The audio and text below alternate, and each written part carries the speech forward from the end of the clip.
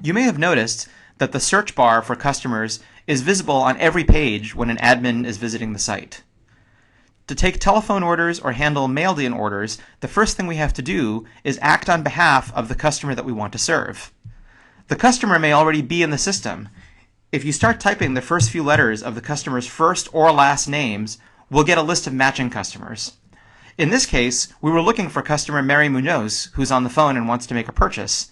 So once we click on her name and click Go, you can see that now we're acting on behalf of Mary Munoz, and any purchases or reservations that we make or any donations that we record will be associated with Mary's account. To the contrary, suppose that we were taking an order from a new customer, meaning that when we tried to search for their names, nothing came up. In this case, we could add a new customer, somebody with a pretty interesting name, and we would probably want to capture her address so that we can send her promotional mailings in the future.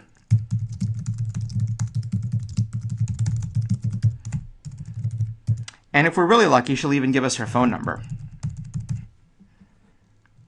Some customers might tell you that they choose to opt out of mail, and you can encourage the customer to give them your email address with the assurance that Audience First never sells it or reveals it to anyone for any reason. Having an email address will allow them to log into the system and manage their own account in the future. If you give them an initial password, they'll be able to log in right away, and you can take care of that when you're on the phone with them. But they can always reset their password later. Once we've got the customer's account all set up, we're now acting on behalf of that customer, and we can start buying tickets or making reservations for her. The next couple of videos show how to handle reservations, changes, or cancellations for subscribers who call in, and how to handle regular single-ticket purchases for customers that call in who are not subscribers. One last thing. If you're having trouble finding the customer in the database, there's some possibility that it might be because the customer's name was misspelled by whoever entered it.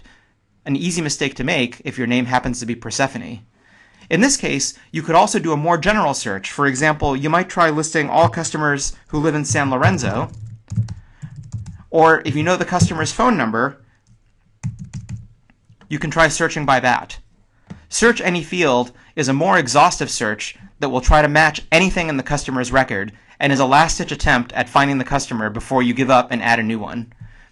When adding a new customer, be aware that it's always good to have checked first if the customer was already in the system. Although Audience First provides facilities for merging duplicate records, it's not something you want to spend a lot of time doing because it isn't a whole lot of fun.